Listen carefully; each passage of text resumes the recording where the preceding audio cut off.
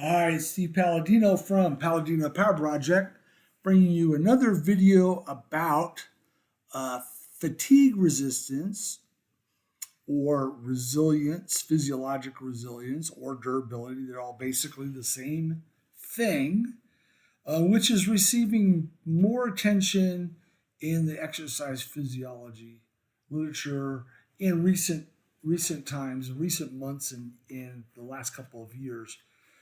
And I did do a video on this subject, reviewing this Jones and Kirby article, and I'll put the link to that video in the description of this video. Also, been discussing and reviewing some articles on physiological resilience, durability, and fatigue resistance in the Palladino Power Project Facebook group, and I'll put the links to those posts in the description of this video as well. In any case, this video, we're going to cover the same basic concept, but we're going to look at it from the perspective of assessing resilience, durability, fatigue resistance using run power device data. This is an example of a report that I have, and I'm going to go over that in more detail through this particular video, even giving some examples. So stay tuned. So first, I want to just rehash what is fatigue resistance, durability, physiological resilience. Well, basically, the concept is the measurement of these particular entities, which should be trainable. There is some suggestion that it's trainable, and how do we track it over time? How do we measure it? And so there's been, like I said, more literature coming out on that subject. And this basically, to measure it, you have a fresh test parameter, and then you have a period of exercise, not necessarily to exhaustion, but exercise that adds a degree of fatigue, and then you re-measure the same parameters after that period of exercise. So you can do this with 20-minute time trial power or FTP, doing a CP test before and after, say a 1 hour run at 100 at 80% or 85% of CP. You can do it pretty much with everything, but in the physiologic literature, the focus is more on VO2 max, running economy, and fractional utilization of VO2 max, because those are three elements that have been found to be predictive of endurance running performance to a degree, because they all traditionally will be measured in the fresh state, and then you have put it in an equation that predicts the fatigue state. You need a fatigue factor.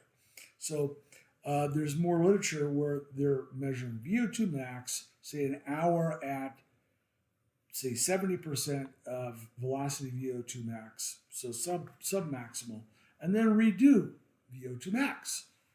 Same thing with these others. So we're being able to actually objectively quantify this particular factor and perhaps even get to the point where we're tracking it over time. Well, that's physiological literature, but we know with power meter data, we know that there is a power duration curve, so power decays over time. Running effectiveness, which is a speed power ratio, we know can be lower at longer duration races than in shorter duration races, so there's a fatigue effect there. And we could even, with knowing an athlete's FTP, CP, their time to exhaustion, or some assumption of that, their running effectiveness for a particular race duration, and Rigel exponent, which is a fatigue factor, we can do pretty good estimations of marathon performance, half marathon performance, etc. So the knowledge of fatigue resistance, resilience, durability across key metrics allows us to assess and even get at performance. Now, what I want to do is take even another look, because besides looking at running power meter data and besides power, besides speed power ratio, running effectiveness, we can also look at various other power meter data, run power meter data that allow us to track fatigue and degradation of running effectiveness, so to speak. We also, knowing these, we know that there are various confounders. So we'll go into that in just a second. So here is a list of some of the various run power meter metrics that we can evaluate in a run or a race to assess for fatigue and so forth. So you can pause this slide, pause the video, and you can read each one of these, whether it decreases or increases, etc. But I do want to go over a few things, so just to explain what they are. So power, straightforward; pace or speed, straightforward. Running effectiveness is the speed-power ratio. Ground contact time, pretty straightforward. That's the amount of time the foot's on the ground each stride. Cadence, straightforward. Stride length, straightforward. Vertical oscillation, these are all running dynamics.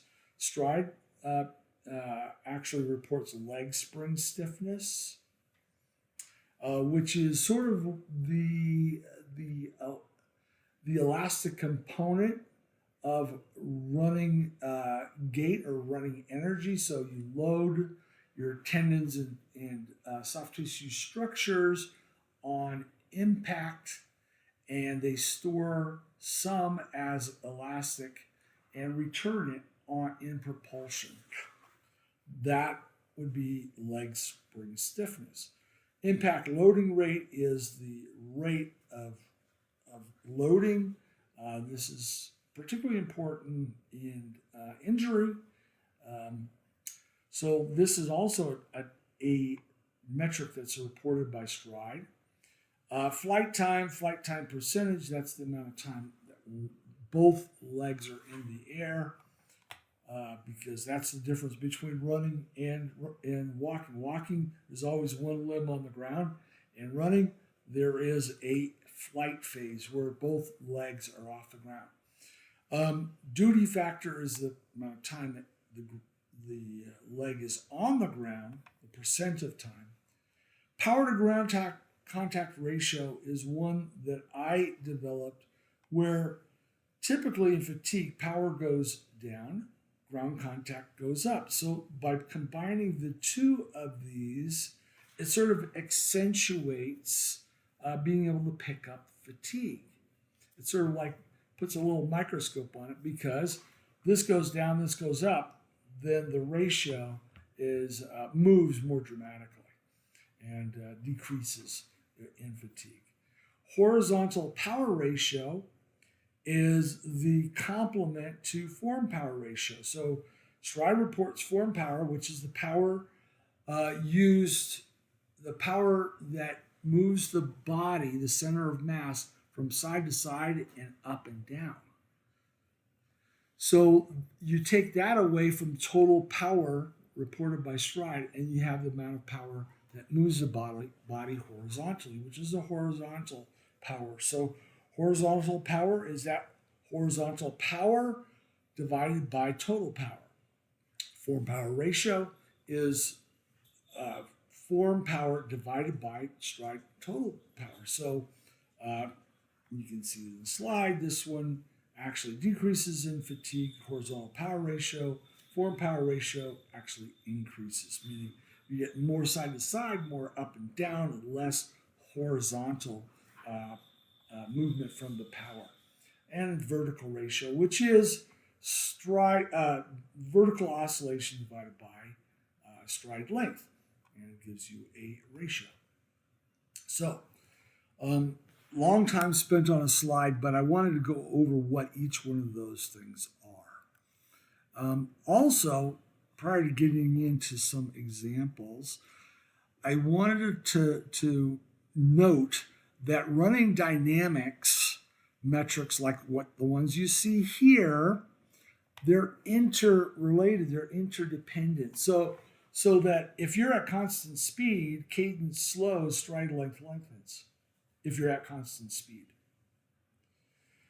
Same thing if your cadence slows, ground contact time gets shorter. Guess what? Flight time gets longer. So all of these are interdependent. If stride length shortens, vertical oscillation goes higher than vertical ratio is going to go up. All right. So all these are interdependent. So when you are assessing them in a fatiguing scenario, keep in mind they may move in opposite directions, and they are somewhat interdependent. So keep that in mind. The other thing, as you see in this report, I also include confounders. So CVI is course variability index. That's a amount of climbing divided by the amount of the total distance of the run or race. And this is in feet. So CVI reflects hilliness, right? So if hilliness is increasing through a run, then something like running effectiveness might be seen to decrease. Speed might be decreasing at same power, just because it's hillier. And climbing is pretty straightforward. Descending is pretty straightforward.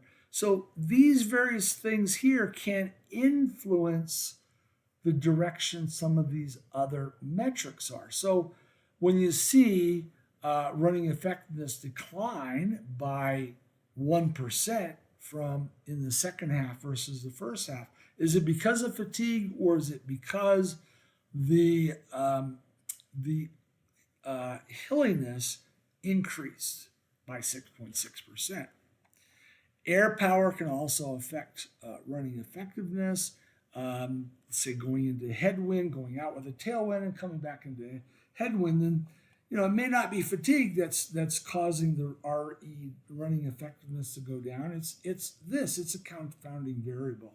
Temperature can impact heart rate decoupling.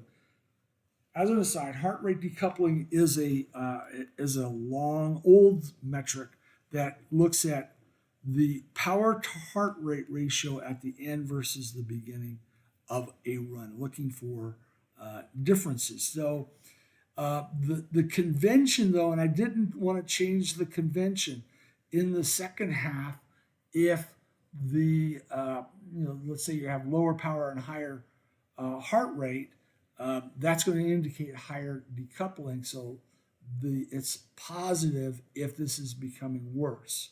Whereas the way all these other metrics work, it is if ground contact is lower, that actually means ground contact got better, which is a good thing.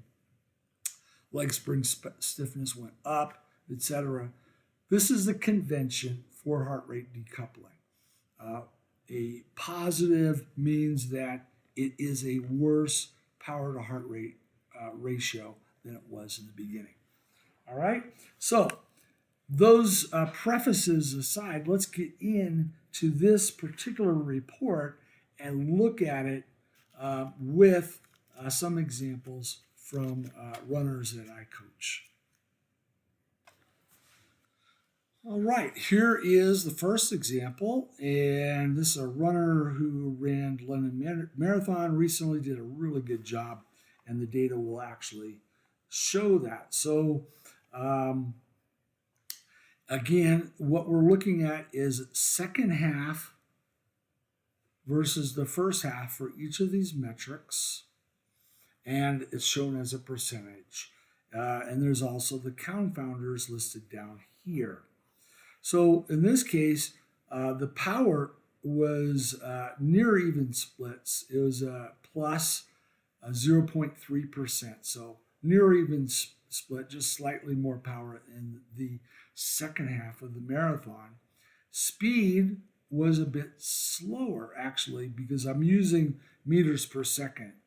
So minus 0.9 means that it was a slower second half than first half. So why? Why your power went up just slightly, but why would speed go down? Well, running effectiveness went down. So running effectiveness was lower in the second half, which even though the power was about the same, maybe slightly higher, speed went down because running effectiveness went down. Why did running effectiveness went down? Was it fatigue?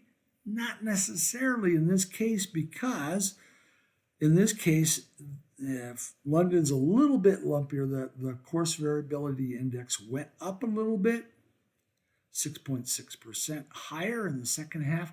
That brings running effectiveness down a little bit. Air power was higher in the second half, which would bring running effectiveness. So there's slightly more climbing. So these factors all influence this, which means even though the athlete was holding power, maybe increasing power just slightly, speed went down because running effectiveness went down. If you look at horizontal power ratio, it went up. Form power ratio went down. That's great. No sign of fatigue there. Power to ground contact time went up. That's good. That's no sign of fatigue there. Impact loading rate, on the other hand, impact loading rate went up 3.2%. So there's a little fatigue there. So that's the first sign of some fatigue. Ground contact time got shorter, got quicker. So that goes along with not much fatigue sign, right? Flight phase a little bit longer, cadence a little bit less. So and stride length a little bit less. So there is some impact of fatigue in there. Heart rate decoupling, that's pretty low. 5% decoupling, meaning again, this is the change in power to heart rate ratio. So the denominator is heart rate. So if heart rate's going up and power staying about the same, then the power heart rate ratio is lower, right? So it's lower in the second half by about 1.7%, which is not bad. That's pretty good. Traditionally, more than 5% is looked upon as some degree of heart rate decoupling. But heart rate decoupling is going to be confounded by hydration, which is not something I could quantify here with power meter metric, but also by temperature. Temperature goes up, heart rate goes up for the same amount of power, and heart rate decoupling drops. So there's a little bit of confounding there, but that's real. This is really, really good. So there is example number 1. All right, the next one is a different athlete, and this is Boston Marathon. And you can look down at the confounders here. We could see that course variability index, forget that for the moment, but climbing you can see increased by 22% and descending decreased, which is Boston. It's an asymmetrical course.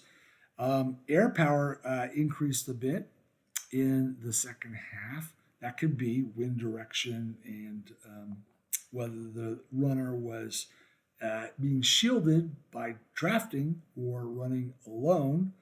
And temperature actually dropped in this particular year.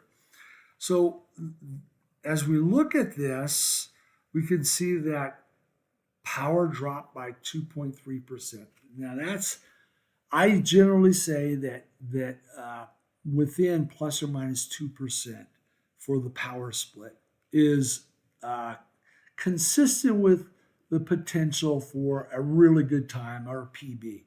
Once you start getting over that plus or minus 2%, then you're really taking away your chances of getting a PB, and you're not getting your full potential. You're not getting an optimal race when you start drifting that way. So this one here, 2.3% lower power. Speed went down because running effectiveness also declined. Why did running effectiveness? Well, it may be in part fatigue, but also remember you got more climbing in the second half. So that's going to drive running effectiveness down versus the first half. So a decline in both power and running effectiveness resulted in a 5% decline in speed. All right, 5% the decline in speed, and again, speed is meters per second here. I'm not using pace. I'm using speed. So decline in speed. Horizontal power ratio, the amount of power that is used to move the center of mass horizontally, that decline. The form power ratio, the amount of power, the ratio of power moving the body up and down and side to side, vertically and side to side, increase. Not good. Those are fatigue factors. Power to ground contact time, that really decreased, as did impact loading rate. All right, so this one here is an indicator of fatigue. Now, impact loading rate, you'd actually see that increase with fatigue, but when you're descending, you're going to get a confounder on this. So you're going to get higher impact loading rate descending than climbing. And because we have less descending in the second half and more climbing, that is a confounder on impact loading rate. So even though we're saying in fatigue, you want to see that actually that's going to be getting higher in fatigue. In this case, it's confounded by what's going on with Boston course. Ground contact time increased 4%. Power decreased 2.3%, so power to ground contact time actually decreased considerably. Cadence decline, stride length decline, vertical oscillation increase. That means vertical ratio. Looks like the differences here meant that vertical ratio is about the same. And heart rate decoupling, 5.9%. When you have temperature, even if there is a hydration issue here, the temperature is going down, which mitigates that issue. Heart rate decoupling is 5.9%. That is another indicator of fatigue in this particular Boston Marathon. All right, so let's take a look at yet another one. All right, case number 3. This is a runner who ran Berlin Marathon. Did very good, ran a PB. And let's look at those, the second half versus the first half. Power, a 0.5% positive power split. That's great. So near even splits, a slight positive power split, which is great. Speed increased, running effectiveness increased. So that's pretty good. So running effectiveness increased 0.3%, power increased 0.5%, so speed increased 0.7%. That's very, very good. There's a reason why this is a PB for this runner. Course variability index is a little bit more favorable, a little less climbing, a little bit more descending, which has an effect on the running effectiveness here and ultimately the speed. Air power, on the other hand, was higher, and that could be just wind direction or whether running alone versus in a pack. That's higher, so that would cause running effectiveness to go down. So we have some things that are suggesting running effectiveness should be a little bit higher, and some air power in particular suggesting that it would be a little bit lower. Notice there's no temperature because this athlete does not have temperature recorded to their fit file using the version of stride pod they have. Horizontal power ratio increased. Great. Form power ratio decreased. Great. No sign of fatigue there. Power to ground contact time increased. Wow, that's great. So you expect that to decrease if there is significant fatigue happening, or one other variable confounder that we need to consider is execution. So someone goes out and they're way more intense than their capability, then that's going to create a confounding where you're going to see a lot of signs of fatigue in that particular athlete. So in this case, temperature is not there. Of course, execution was perfect. So power to ground contact time was great. Impact loading rate was a little bit lower, which is also good. You expect that to go up. All right, ground contact time got quicker. So this is a lot like the other one where really, really minimal, if any, signs of fatigue. Heart rate decoupling only 3.3%. So this was great execution. All right, let's look at the fourth and final case next. All right, case number 4. This is a 2:18 marathon on a course that is sort of front loaded with some hills, and then it's flatter in the second half. At 2:18, this was a PB for this runner.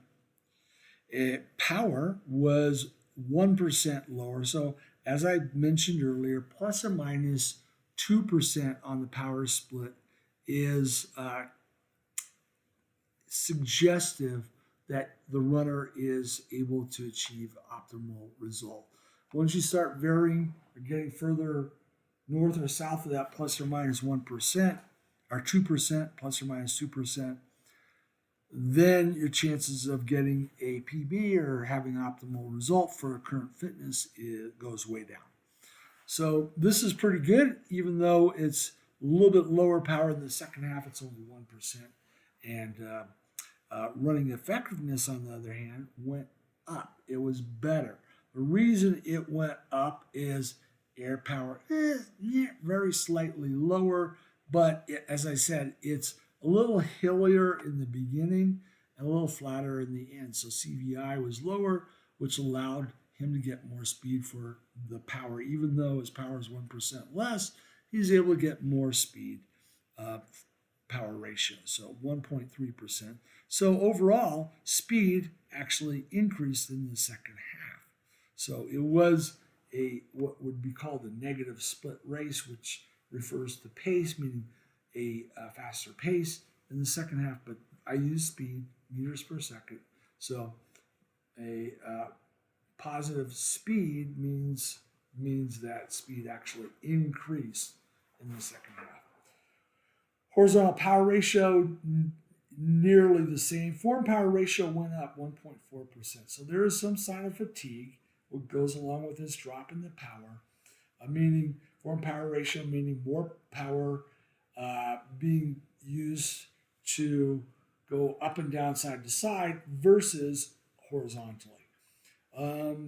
Power to ground contact time went down 1%.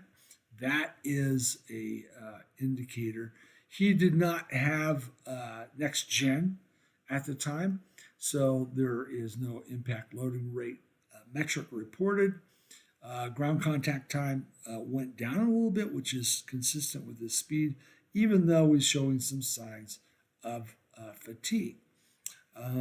Cadence slowed just a tiny bit. So, and heart rate decoupling was awesome, only 2%, 2.2%. So this, even though there are some signs of fatigue, like this HPR, FPR, power ground contact time, this was still a very good race, and PB at 218.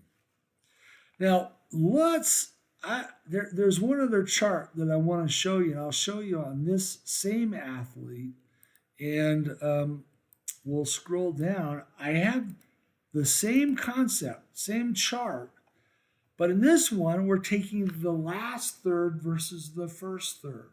So it's not half versus half, it's last third versus first third. So it may give you a little bit more accelerated or enhanced view of fatigue because you're only looking at the very end or the last third versus the first third. So his power dropped 1.3% in this race. Speed actually increased 1.5 because running effectiveness increased 2.4. So even though power is declining, running effectiveness was increasing, which mean that he was going faster, even though his power was lower. Why? Because now you see it even more enhanced. He was into that really flatter part of the course versus the early part was hillier. And so that is what caused the running effectiveness to be higher, even though he was fatiguing. Horizontal power ratio was going down. Form power ratio, again, up and down, side to side power component went up. So that's a sign of fatigue. Power to ground contact time went down a little bit. Ground contact time went up because the speed went up. Heart rate decoupling, you see it a little bit more pronounced here than the half versus half. Remember, that was like 2.2%. This is 3.1%. So I just wanted to introduce that chart component because all four cases I started off by presenting the second half versus the first half. This report is another report that looks at the last third versus the first third. So there you have it. There's the report, and that's how they change with racing. Okay, though, there's some examples with this report looking at metrics from second half versus the first half, and even looking at them from the final third versus the first third, which allows you to start discovering evidence of fatigue besides just looking at power. There's other metrics, and we just limited to racing. The next video, we're going to look at a few examples of some long runs, and same charts, but we're going to look at some long runs, and then eventually get into a deeper dive into the assessment of resilience, durability, and fatigue resistance using a run power device data. So stick around and catch the next video. Thank you for watching this, and we'll catch you next time. Bye-bye.